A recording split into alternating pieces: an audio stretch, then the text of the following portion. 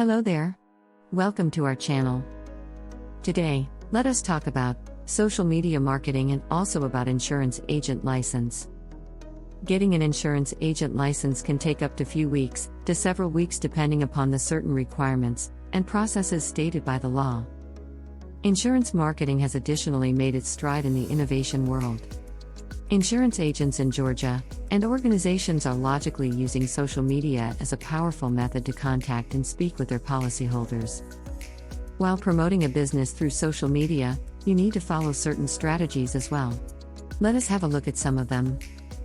1. Determining which social media platform your targeted audience is more active is very important.